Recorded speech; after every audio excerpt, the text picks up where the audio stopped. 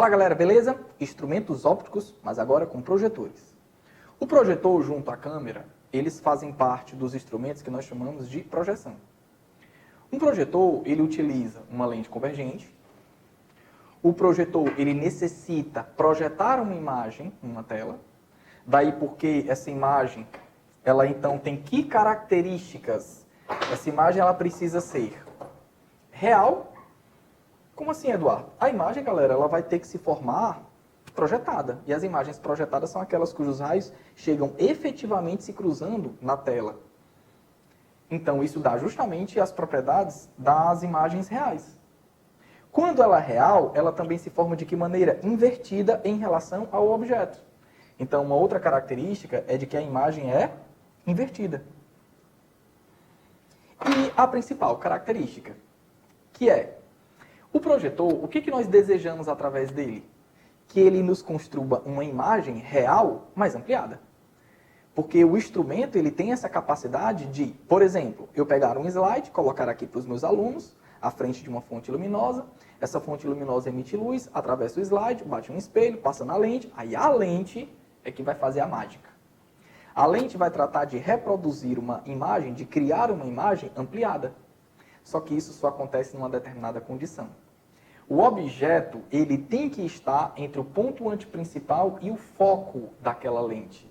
O que não acontece em outro instrumento óptico muito famoso, que é também um instrumento de projeção.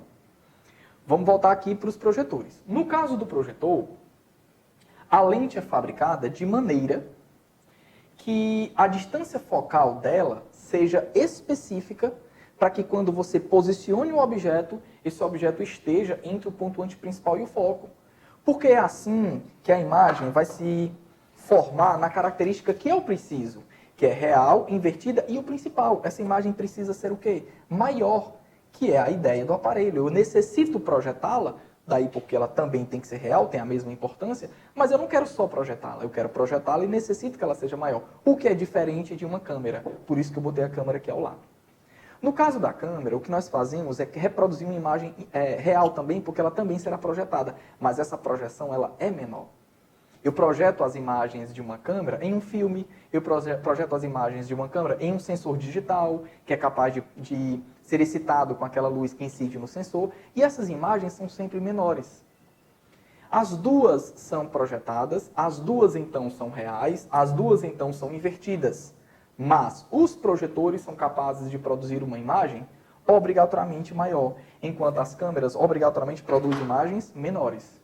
Qual é a diferença? É a distância focal de suas lentes. As duas lentes são obrigatoriamente convergentes, mas no caso de projetores, a lente é convergente e ela tem uma distância focal um pouco maior, para que o objeto, quando posicionado, esteja entre o ponto antiprincipal e o foco.